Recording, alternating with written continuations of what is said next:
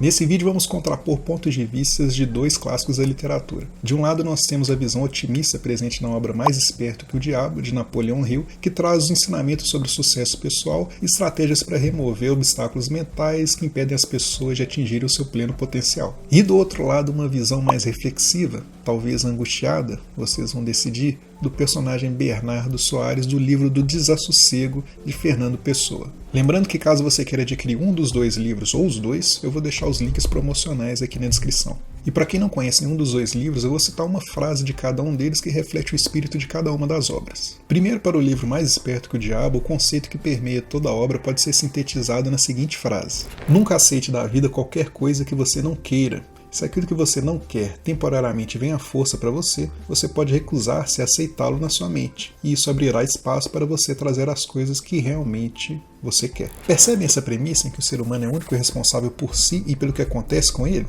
Enquanto isso, em uma das várias e geniais citações presentes no livro do Desassossego, Fernando Pessoa diz o seguinte: o sonhador não é superior ao homem ativo porque o sonho seja superior à realidade. A superioridade do sonhador consiste em que sonhar é muito mais prático que viver, e em que o sonhador extrai da vida um prazer muito mais vasto e muito mais variado do que o homem de ação.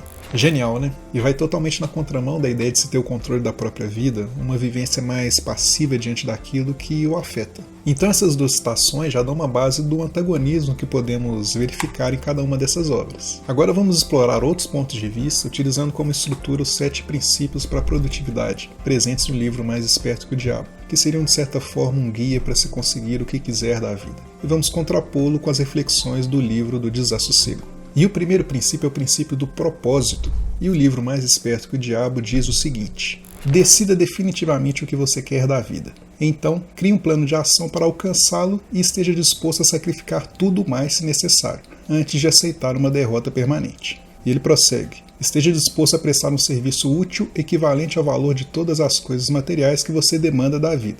E não se esqueça que você deve prestar o serviço primeiro para depois receber o valor equivalente. Forte, né? Já em contraponto, o livro do Desassossego diz o seguinte: cada vez que o meu propósito se ergueu, por influência dos meus sonhos, acima do nível cotidiano da minha vida, e em um momento me senti alto, como uma criança num balanço, cada vez dessas tive que descer como ela ao jardim municipal e conhecer a minha derrota sem bandeiras levadas para a guerra, nem espada que houvesse força para desembainhar. E ainda: realizei tudo quanto quis, diz o débil, e é mentira. A verdade é que sonhou profeticamente tudo quanto a vida realizou dele.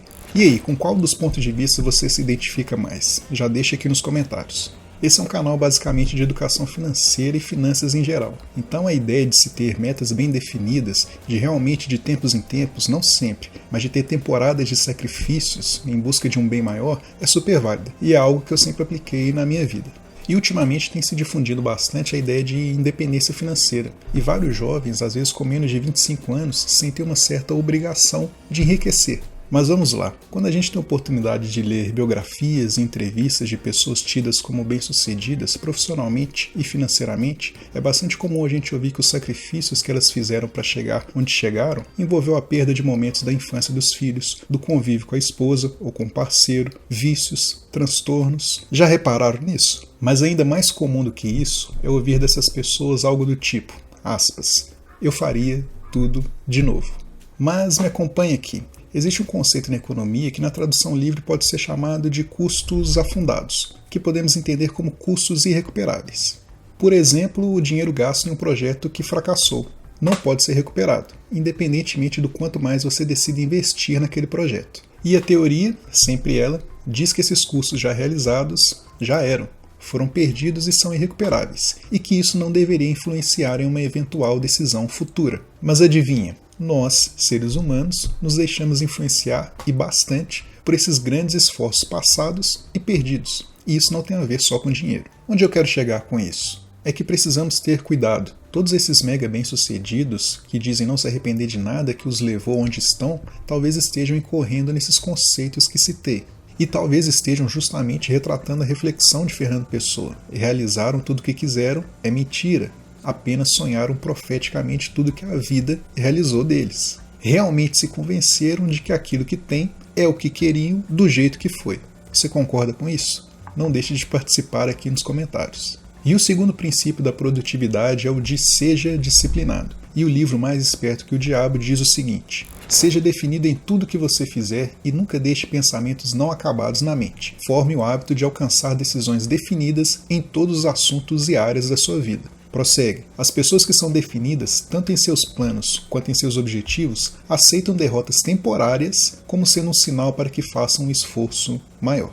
Já em contraponto, o livro do Desassossego diz o seguinte: a sorte, se quiser, que venha ter comigo. Sei de sobra que o meu maior esforço não consegue o que nos outros conseguiria. Por isso me abandono à sorte, mas sem esperar muito dela. Feliz quem não exige da vida mais do que ela espontaneamente lhe dá. Bonito, né? Mas vamos lá. A disciplina é sem dúvida uma arma poderosíssima para nos aproximarmos dos nossos objetivos. E aqui a frase do livro Mais Esperto que o Diabo trata a disciplina como uma ferramenta para a construção de resiliência, que seria a capacidade de um material retornar à sua forma normal depois de submetido a uma tensão. Bem, esse é o conceito do lado da ciência de materiais. Para o nosso dia a dia, a resiliência pode ser entendida como a capacidade de sofrer as pancadas à vida, as derrotas, frustrações e ainda assim seguir em diante. E é isso que está retratado nesse pedaço aqui que diz que as pessoas que são definidas, tanto em seus planos quanto em seus objetivos, aceitam derrotas temporárias como sendo sinal para que façam um esforço maior. Vamos aprofundar um pouco mais. Você acha que, por exemplo, o fato de alguém acordar às 5 horas da manhã é uma característica de alguém disciplinado? Bem, a resposta definitiva que eu posso dar é: depende, porque o mais importante nesse caso não é o ato de acordar cedo em si, mas sim o que a pessoa vai fazer após acordar nesse horário. Há um texto famoso na internet, recitado pelo Chris Williamson, que diz o seguinte: se preparar para fazer o que precisa ser feito não é fazer o que precisa ser feito. Agendar, fazer um checklist, contar para as pessoas que você vai fazer o que precisa ser feito não é fazer o que precisa ser feito. Ficar chateado com você mesmo por não estar fazendo o que precisa ser feito, sonhar com todo o sucesso e adoração que você receberá quando fizer o que precisa ser feito, não é fazer o que precisa ser feito. A única coisa que é fazer o que precisa ser feito é fazer o que precisa ser feito. Ao mesmo tempo, na reflexão do livro do Desassossego, quando ele diz: sei que meu maior esforço não consegue o que em outros conseguiria, embora o pessimismo genial aqui do autor, cabe destacar que sim, temos que fazer a nossa parte, esperar pelo melhor e lidarmos com as consequências daquilo, com os resultados que vierem. Querem ver um exemplo da vida real? Esses aqui na tela são o Milorad Kavich, um sérvio, e o Andrei Korneyev, da Ucrânia. Eles foram respectivamente prata e bronze na natação nas Olimpíadas de 2008 em Pequim, na modalidade nado borboleta 100 metros. E claro, para conseguir um resultado olímpico desses, são necessários anos e anos de dedicação. Certamente eles buscavam a medalha de ouro, mas eles devem ter orgulho da medalha que eles conquistaram, porque na época o ouro ficou com Michael Phelps, o maior de todos os tempos. E aí todos os três fizeram o seu melhor, muito provavelmente tiveram preparações bastante parecidas, mas o resultado já é algo externo a eles, como a gente viu na reflexão do livro do Desassossego. O que nos leva ao próximo princípio, que é o de aceitar cada adversidade como uma oportunidade. E o livro Mais Esperto que o Diabo diz o seguinte: a maior parte dos fracassos reais se deve a limitações que os homens impõem a si mesmos em suas próprias mentes. Se eles tivessem a coragem de ir um passo à frente, eles descobririam os seus próprios erros. Prossegue. Cada fracasso traz junto de si a semente de um sucesso equivalente. Já em contraponto, o livro do Desassossego diz o seguinte: adoramos a perfeição porque não a podemos ter. Iríamos repugná-la se a tivéssemos. O perfeito é o desumano porque o humano é imperfeito. Amamos a sua aproximação do perfeito, porém a amamos porque é só aproximação. E aqui é interessante essa ideia de que cada fracasso traz consigo a semente de um sucesso equivalente, porque é exatamente isso. É quase matemático. Se você tem um erro, você já tem a ferramenta indicando o que precisa ser mudado, ou que pelo menos seja considerada a mudança, porque para determinados pontos vale a pena se insistir um pouco mais. E talvez vocês já tenham até se deparado com essa frase do Michael Jordan, tido como o maior jogador de basquete de todos os tempos, em que ele diz o seguinte: eu já errei mais de 9.000 arremessos em minha carreira, já perdi quase 300 jogos, 26 vezes fui confiado para fazer o arremesso que decidiria o jogo e errei. Eu falhei repetidamente em minha vida e é por isso que eu tenho sucesso. E uma outra situação que nos apresenta uma oportunidade de também aprender com os erros, agora aqui no contexto dos investimentos, é aquela de colocarmos o dinheiro que lutamos tanto para conseguir em algum ativo, algum investimento da moda, que todo mundo está comentando que em breve irá dobrar, triplicar, E eu gosto de usar como exemplo a Magazine Luiza, que em 2020, considerando os agrupamentos que ocorreram depois, chegou a valer o equivalente a R$ 255 por ação, mas hoje está na faixa dos R$ 11. Muita gente se deixou levar pelo oba-oba da época e invariavelmente essas pessoas acabaram perdendo dinheiro, bastante dinheiro. E aí que entra a ideia de um fracasso acompanhado da semente de um benefício equivalente, que seria o de não se deixar levar por convicções que não sejam as suas na hora dos investimentos. Você conhece gente que já perdeu dinheiro assim? Deixa aqui nos comentários a sua participação. Já o contraponto aqui nos traz o conceito de perfeição. Veja, adoramos a perfeição porque não a podemos ter. Isso traz a ideia de procrastinação. Não nos deixa entrar no campo de batalha, pois estamos sempre esperando o momento ideal, o acabamento perfeito, mesmo sabendo racionalmente que isso é impossível. A perfeição, como dita, está na imperfeição. E somando a isso, eu finalizo acrescentando um conceito do Mário Sérgio Cortella, que diz o seguinte: faça o teu melhor nas condições que você tem, enquanto você não tem condições melhores para fazer melhor ainda.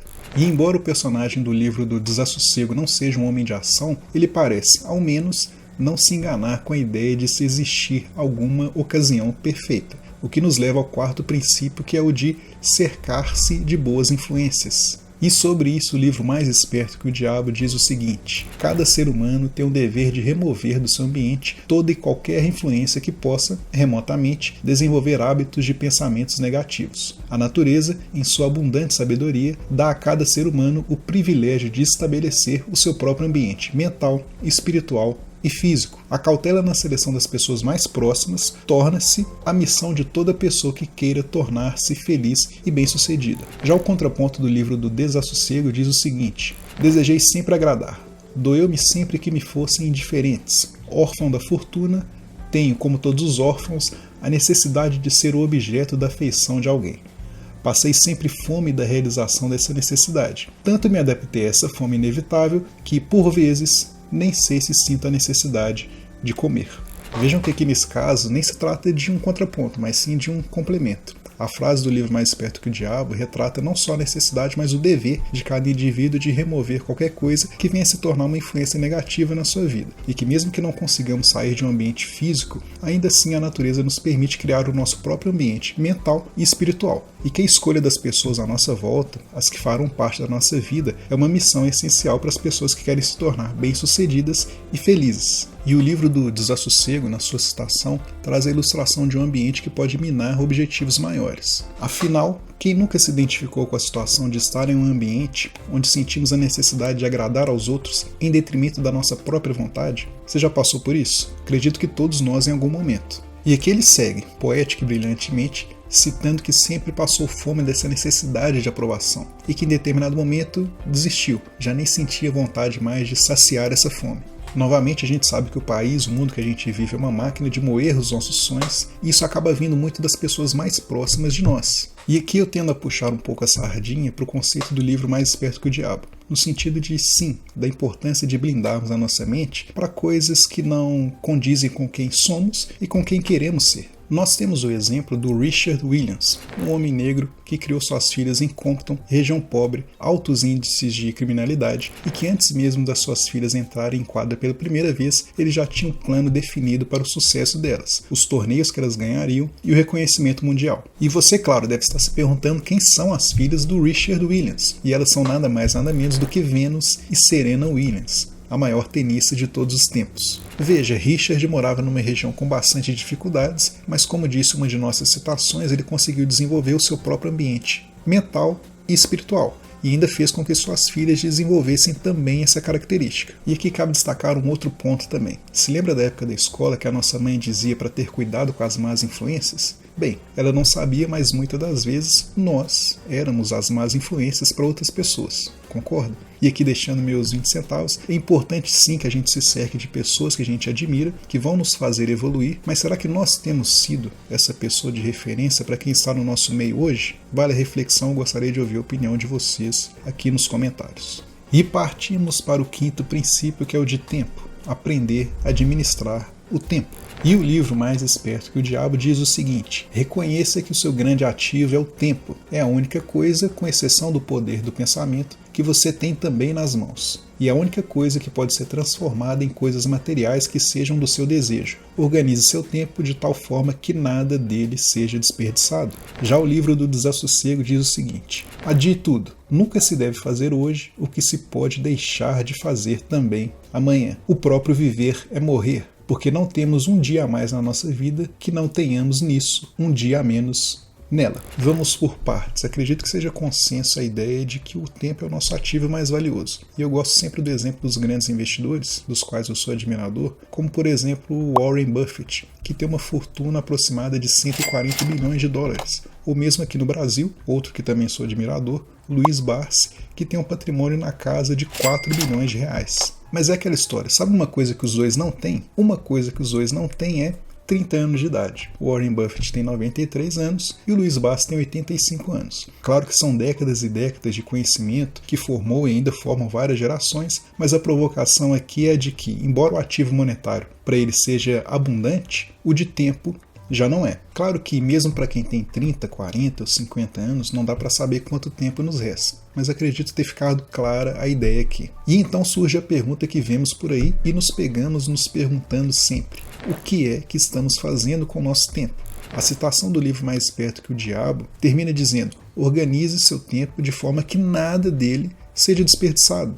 E aqui temos um problema. O problema não está na frase em si, mas sim na interpretação que damos a ela, para o bem ou para o mal. Por exemplo, o que é desperdício de tempo? Quando estamos focados em um projeto, um objetivo, é comum tirarmos do nosso dia a dia o lazer, por exemplo. Você acha que o lazer é um desperdício? Eu penso que ele, na proporção necessária, é fundamental para recarregar nossas baterias para podermos voltar à luta, desligar um pouco a mente para poder voltar com força máxima. Quem é mais antigo vai se lembrar da expressão descansar a pilha, que quando o controle remoto não estava funcionando, a gente retirava a pilha por alguns instantes, esperava um pouco, retornava a pilha e o controle remoto voltava a funcionar. Você se lembra? Se você se lembra, deixe aqui nos comentários. Agora, a provocação do livro do Desassossego sobre o tempo nós podemos dividir em duas partes. A primeira, ele diz genialmente que deve-se adiar tudo, que nunca se deve fazer hoje o que você também pode deixar de fazer amanhã. E aqui estamos tratando de prioridades, quaisquer que sejam. Se eu tenho algo que eu posso deixar de fazer hoje e também posso deixar de fazer amanhã, por que eu ocuparia meu tempo hoje com isso?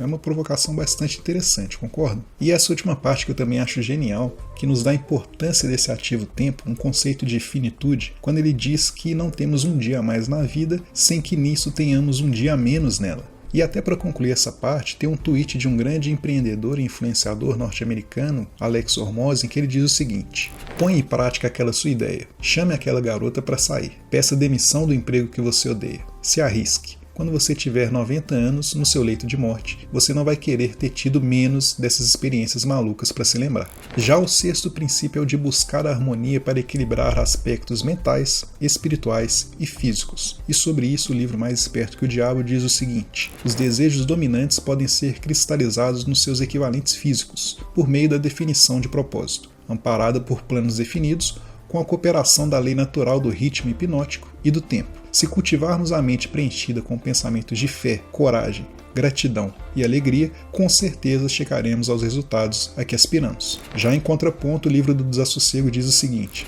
passar dos fantasmas da fé para os espectros da razão é somente ser mudado de cela. E além disso ele diz o seguinte: verifico que, tantas vezes alegre, tantas vezes contente, estou sempre triste. Bem, assim como todo o livro do Mais Esperto que o Diabo, aqui nós temos novamente a ideia do mindset, de controle da própria mente, juntando a racionalidade a elementos mais emotivos como fé, coragem, gratidão. E a harmonia entre esses elementos seria um dos pilares, esse sexto pilar, para a produtividade. E aqui entra muito bem a provocação do livro do Desassossego, quando ele diz que passar dos fantasmas da fé para os espectros da razão é somente ser trocado de cela. E veja, o livro Mais Esperto que o Diabo basicamente define pessoas alienadas como aquelas presas a armadilhas que a própria mente, o diabo, as coloca, com crenças limitantes, por exemplo. Já por outro lado, Fernando Pessoa diz que ao se optar pela racionalidade, apenas se troca de cela. Mas aí que está, na visão de Napoleão Hill, se essa prisão for dentro do espectro do controle da mente, ignorando todo o resto,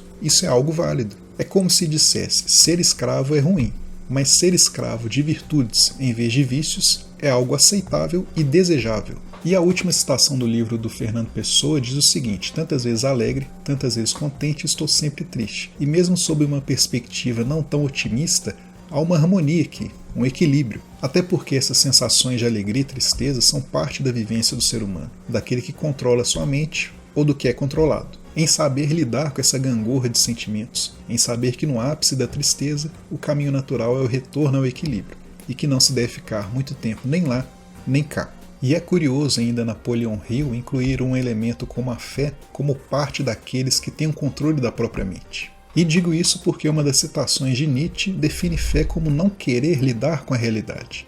Então não parece estranha essa ideia de se ter o controle da mente baseado em algo que por definição está fora do nosso controle, como resultado da fé? Fica a reflexão e passamos para o sétimo e último princípio, que é o de pensar antes de agir. E sobre isso o livro Mais Esperto que o Diabo diz o seguinte: pense por si mesmo em todas as ocasiões. Pelo fato de que aos seres humanos não é dado o controle completo sobre nada, pensar os próprios pensamentos é algo muito significativo. O tempo penaliza o indivíduo por todos os pensamentos negativos e o recompensa por todos os pensamentos positivos, de acordo com a natureza e propósito dos pensamentos. Já em contraponto, o livro do Desassossego diz o seguinte: temos o que abdicamos, porque o conservamos sonhado, intacto, eternamente à luz do sol que não há ou da lua que não pode haver. Só o que sonhamos é o que verdadeiramente somos, porque o mais, por estar realizado, pertence ao mundo e a toda a gente. Se realizasse algum sonho, teria ciúmes dele, pois me haveria traído com ter se deixado realizar. E aqui o livro Mais Esperto que o Diabo encoraja não só o pensamento por si só, mas um pensamento direcionado, e ressalta o poder que esse pensamento tem no seu mundo real. Quando ele diz que o tempo penaliza o indivíduo por seus pensamentos negativos e o recompensa pelos positivos, podemos entender, por consequência, que a forma como agimos está diretamente relacionada à natureza dos nossos pensamentos. E aqui também podemos fazer um link com aquele terceiro princípio que trata de aceitar as adversidades como oportunidade. Vamos ver como é que eles estão relacionados. Confúcio dizia: o homem que comete um erro e não o corrige está cometendo outro erro. Então aqui podemos entender o seguinte: somente refletindo sobre algo, pensando antes de agir novamente, é que estamos aptos a nos aperfeiçoarmos, a não repetir determinado erro novamente. Ou seja, para atingir o nível 3, para realmente tirar algum aprendizado de alguma adversidade, é necessário pensar antes de agir novamente. Mas nem tudo e nem sempre na vida se demanda equilíbrio, mas nesse caso sim. Devemos pensar antes de agir, mas pensar demais e agir de menos não funciona. Agir demais e pensar de menos também não. Vai depender de cada caso e só a sabedoria do campo de batalha poderá ditar o que deve ser feito. Mas devemos ir para esse campo de batalha com isso em mente, senão nos perdemos. Já a provocação de Fernando Pessoa traz a ideia de pensar antes de pensar mais, de que tudo que fazemos na vida ou na arte é a cópia daquilo que pensamos em fazer, e que dificilmente um sonho idealizado, ao se concretizar, cumpre os cheques daquilo que estava na nossa mente, o que é verdade. Você já esteve numa situação dessas? De conquistar algo e perceber que não era bem aquilo que você queria, seja numa amizade, num relacionamento? Bem, faz parte das nossas vidas. Mas claro, assim como toda a ideia do vídeo, trata-se de mais uma provocação às tantas convicções apresentadas no livro Mais Esperto que o Diabo. Então não se esqueça de deixar aqui nos comentários de qual lado na vida hoje você se encontra mais inclinado. Se você já adquiriu essa mente controlada sugerida no livro Mais Esperto que o Diabo, ou se você está mais alinhado com as reflexões de Fernando Pessoa. Vocês o acharam angustiado? E caso você queira adquirir algum dos livros, eu vou deixar os links aqui abaixo. Se lembre de se inscrever no canal, porque aqui tem vídeo toda semana com conteúdos didáticos e alguns trocos de reflexão. Até a próxima!